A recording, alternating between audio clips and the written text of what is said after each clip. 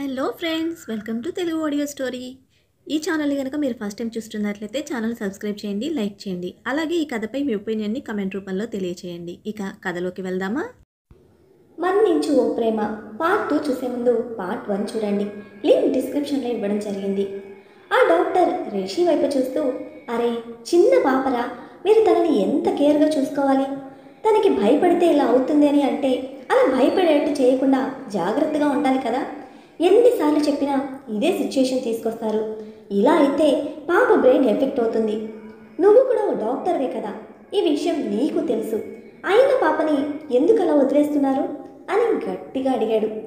రిషి బాధగా తలదించుకొని ఏం మాట్లాడలేకుండా ఉంటే డాక్టర్కి సిచ్యుయేషన్ తెలుసు కాబట్టి ఏమీ మాట్లాడకుండా అభి దగ్గరికి వెళ్ళి, వదినా, నీకున్న ప్రాబ్లమే తనకి ఉంది.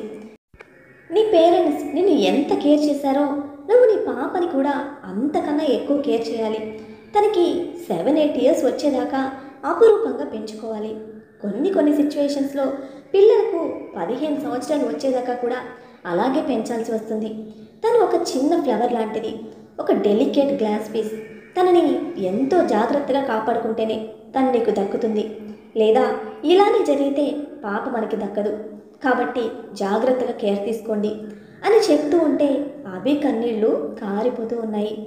నర్స్ బయటకు వచ్చి పాపకి స్పృహ వచ్చింది అని చెప్పడంతో అభి వెంటనే పరిగెత్తుకుంటూ పాప దగ్గరికి వెళ్ళి హాస్పిటల్ బెడ్ మీద ఉన్న పాప ముఖమంతా ముద్దులు పెట్టేస్తూ ఉంటే పాప అమ్మా, ఆయి, డాడీ, పూచి అని చెప్పి ఏడుస్తూ ఉంది. అభి తన కూతురు మాటలు వింటూ అప్పటిదాకా బిక్క చచ్చిపోయిన ప్రాణాన్ని మామూలుగా చేసుకుంది. వెంటనే ఏడుస్తున్న పాప ముఖం తుడిచి, తప్పు, డాడీని అలా అనకూడదు బంగారం. డాడీ ఏదో కోపంలో అరిచేశాడు, కానీ డాడీకి నువ్వంటే చాలా ఇష్టం, సరేనా అంటే పాప అభి ముఖం మీద కొట్టేసి డాడా పూచి అని అరిచి ఏడుస్తుంది. ఆ మాటకి అభి, సరే సరే బుజ్జి, ఏడవకు, ఇంకెప్పుడు డాడీ నిన్ను ఏమీ అనడులే అని కళ్ళు తుడిచి కూతురితో మాటలు చెప్పుకుంటూ మురిసిపోతుంది. పాప మాట్లాడుతూ పక్క బెడ్లో ఉన్న బేబీ వాళ్ళ డాడీ వస్తూ టాయ్స్, చాక్లెట్స్ తేవడం చూసి, మమ్మీ, నాకు డాయి చాకీ బొమ్మ అని అడిగింది. అభి, ఇంటి దగ్గర నీకు చాలా బొమ్మలు ఉన్నాయి కదరా, డాడీ బిజీగా ఉన్నారు, అందుకే నీ కోసం కొనుక్కొచ్చి ఇంట్లో పెట్టారు అనగానే స్నిగ్ధ తన 2 ఏళ్ళు నోట్లో వేసుకొని చాకీ అని గుండ్రంగా కళ్ళు తిప్పి క్యూట్గా చూస్తూ అడుగుతూ ఉంటే తన వేళ్లలో కారిపోతున్న జొల్లు తుడుస్తూ, నో, చాకీ తింటే పళ్ళు పుచ్చిపోతాయి, తప్పు అని అంది. అప్పుడు లోపలికి వచ్చిన నర్స్ డిశ్చార్జ్ ఫార్మాలిటీస్ కంప్లీట్ అయిపోయింది అనడంతో ఆ పాపను తీసుకొని కిందకు వెళ్ళింది. వేద్ మాత్రం పాపకి అలా అయినా కూడా ఏ చిన్న ఫీలింగ్ లేకుండా రెడీ అయ్యి తన షూట్కి వెళ్ళిపోయాడు. షూట్కి వెళ్ళేసరికి అక్కడ తన కోసం ఎదురు చూస్తూ ఉన్న టీనా వేద్ వైపు కళ్ళు అర్పకుండా చూస్తూ ఉంటే వేద్ ఇబ్బందిగా టీనా వైపు చూసి ఫార్మాలిటీకి పలకరించి తన క్యారవాన్లోకి వెళ్ళిపోయాడు. హాస్పిటల్ నుండి ఇంటికి స్టార్ట్ అయిన రిషికి తన గర్ల్ ఫ్రెండ్ కాల్ చేయడంతో కార్ ఒక పక్కనే ఆపి ఫోన్ తీసుకొని బయటకు వెళ్ళిపోయాడు. కరెక్ట్గా ఆ ప్లేస్లో రోడ్ సైడ్ టెడ్డీ బేర్స్ అవి అమ్ముతూ ఉండడంతో అది చూసిన స్నిగ్ధ, అమ్మ, బొమ్మ అని అటుపక్కగా చూపించి అడుగుతుంది. అభి, ఇంట్లో చాలా బొమ్మలు ఉన్నాయి కదరా, ఇప్పుడు వద్దమ్మా అంటే స్నిగ్ధ ఏడుపు ముఖంతో బొమ్మ అని ఆపకుండా ఏడుస్తూ ఉంటే పాప మళ్ళీ ఎక్కడ కుక్క పెడుతుందో అని భయంతో గబగబా రిషి కోసం చూసింది. రిషి ఎక్కడా కనిపించలేదు. తన హ్యాండ్ బ్యాగ్ తెచ్చుకోకపోవడంతో పాప బొమ్మ అని ఏడుస్తూ ఉంటే ఏం చేయాలో తెలియక పాప ఏడుపు ఆపడానికి అర్జెంటుగా ఆ బొమ్మల దగ్గరికి తీసుకువెళ్ళింది. పాపని ఆ బొమ్మల దగ్గరకు తీసుకువెళ్ళడంతో కొంచెం ఏడుపు ఆపింది.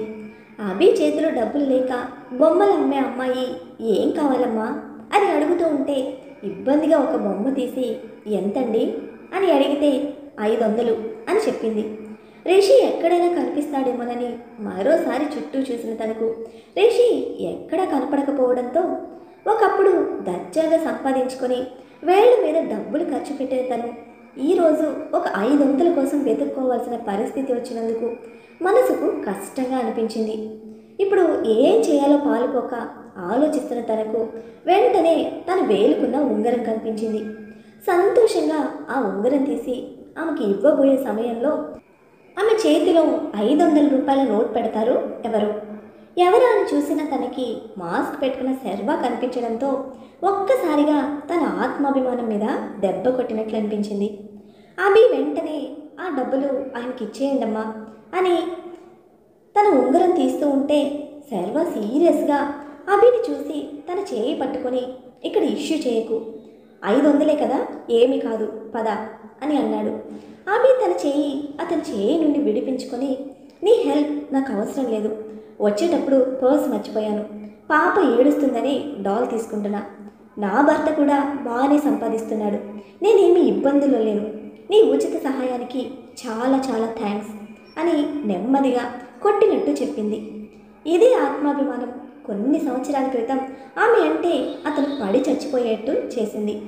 ఇప్పటికీ అదే ఆత్మాభిమానం ఆమెలో చిక్కు చెదరకుండా అలాగే ఉండడంతో అతని ముఖంలో చిన్న చిరునవ్వు. కానీ అంత ఆత్మాభిమానం గల తన పూర్తి ఐడెంటిటీని మార్చుకొని వేరే అమ్మాయిలాగా వేరిని ఎందుకు పెళ్లి చేసుకుందో అర్థం కాని విషయం. శర్వ రెప్ప వేయకుండా తనని అలానే చూస్తూ ఉంటే అభి ఇబ్బందిగా ముందుకు కదలబోయింది. ఈలోపు రిషి ఫోన్ మాట్లాడడం అయిపోయి వెనక్కి వస్తూ ఉండడంతో అభి వెంటనే రిషి దగ్గరికి వెళ్ళి ఒక 500 ఇవ్వు అని అడిగింది. రిషి దగ్గర ఒక 500 తీసుకొని శర్వ చేతిలో పెట్టి థ్యాంక్ యూ సో మచ్ అని కారులో కూర్చుంది. రిషికి ఏమైందో అర్థం కాక కారులో కూర్చున్న అభిని ఆర్ యు ఓకే అని అడగడంతో అభి సర్దుకొని అని అంది. రిషి ఒకసారి అభి ముఖం వైపు చూసి డైరెక్ట్గా ఇంటికి పోనిచ్చాడు. ఇంటికి వెళ్ళేసరికి ఇంటి ముందు బ్లాక్ మెర్సిడీస్ బెంచ్ ఆగి ఉండడంతో ఒక్కసారి అభి గుండెల్లో రాయి పడింది. రిషి జాలిగా అభి వైపు చూస్తూ ఇంట్లోకి నడిచాడు. ఆ వెనక్కి అభి స్నిగ్ధని ఎత్తుకొని బిక్కు బిక్కుమంటూ లోపలికి అడుగు పెట్టింది. అలా అడుగు పెట్టడమే గట్టిగా ఆగు అన్న గొంతు వినపడడంతో నిలువెల్లా వణికిపోతూ గుమ్మం దగ్గరే నిలబడిపోయింది. ఎదురుగా మెట్ల మీద నుండి ఉందాగా కాంజీవరం చీరలో ఒంటి నిండా నగలతో ఒక ఆమె మెట్లు దిగుతూ వస్తోంది. ఆవిడే వేద్ తల్లి ధరణి. ధరణి నేరుగా హాల్లోకి వచ్చి అభి వైపు చూస్తూ పొద్దున్నే ఏ రాజకార్యాలు వెలగబెట్టడానికి బయటకు వెళ్ళావు అని అడిగింది. అభి వణికిపోతూ తల దించుకొని పాపకి బాలేదు, మళ్ళీ గుక్క పెట్టేసరికి భయంతో హాస్పిటల్కి తీసుకువెళ్ళాను అని చెప్పింది.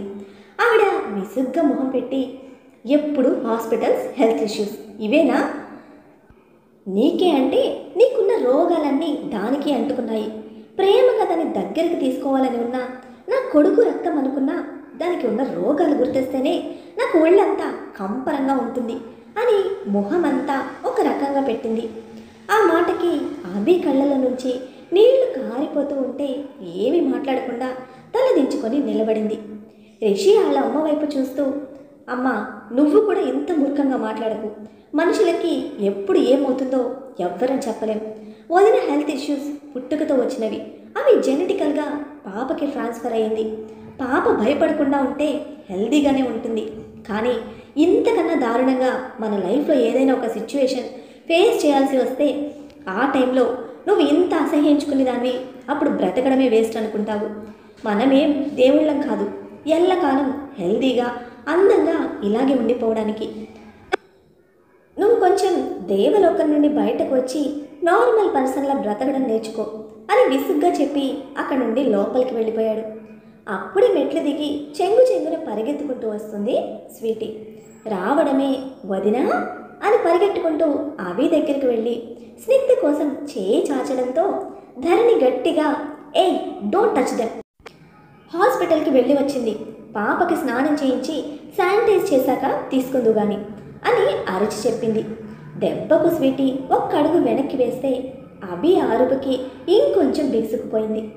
ధరణి అభి వైపు చూస్తూ ఏయ్ పాపకి స్నానం చేయించి నువ్వు పట్టుకోకుండా ఆదమ్మకిచ్చి పంపించు, నువ్వు ఇంట్లో ఎక్కడ పడితే అక్కడ తిరక్కు, మెయిన్గా నా కళ్ళ పడకు అని అసహ్యంగా చూసి పక్కకు వెళ్ళిపోతూ ఉంటే అప్పుడే పైనుంచి కిందకు దిగుతున్న వేద్ వాళ్ళ అమ్మ మాటలు విని హ్యాపీగా పరిగెత్తుకుంటూ మామ్ అనుకుంటూ దగ్గరికి వచ్చి హగ్ చేసుకుని హవర్ యు మామ్, ఎలా జరిగింది ప్రయాణం అని అడగడంతో ధరణి అప్పటి వరకు ముఖమంతా వికారంగా పెట్టుకుంది కాస్త చిరునవ్వు నవ్వుతూ వేర్ చెంపపై నిమురుతూ గుడ్ నానా, షూట్కి వెళ్తున్నావా అని అడిగింది. వేద్ ఎస్ మామ్ అని చెప్పడంతో జాగ్రత్తగా డస్ట్ లైన్ దగ్గర ఉండు, హైజీన్ ఫుడ్ మాత్రమే తీసుకో ఓకే అని జాగ్రత్త చెప్పి అభి వైపు తిరిగి ఏయ్ నీ మొహంతో వాడికి ఎదురు రాకుండా లోపలికి పోవే అని గట్టిగా అరిచింది. అభి ఆ దెబ్బకి తల కూడా ఎత్తకుండా తన గదిలోకి పరిగెడితే వేద్ మాత్రం రెక్లెస్గా తన వైపు చూసి షూట్కి వెళ్ళిపోతాడు. ప్రస్తుతం వేద్ యాక్ట్ చేసేది ఒక మల్టీ స్టారర్ మూవీ కావడంతో అందులో మరొక హీరో శర్వా. మరి అభి, వేద్, శర్వా వీరు ముగ్గురు ఎవరు, ఒకరికి ఒకరు ఏమవుతారు, అభికి పాపకి ఉన్న ప్రాబ్లమ్స్ ఏమిటి, వేద్ ఇప్పటికీ అభిని ప్రేమిస్తున్నాడా, మరి అభి మనసులో ఉన్నది ఎవరు, అసలు వేరొకరి ప్లేస్లో ఆ పేరుతో నటించాల్సిన అవసరం అభికి ఏం వచ్చింది తెలుసుకోవాలంటే నెక్స్ట్ ఎపిసోడ్ని ఫాలో చేయండి. అలానే ఈ ఎపిసోడ్ని లైక్ చేయడం మాత్రం మర్చిపోకండి. Bye friends.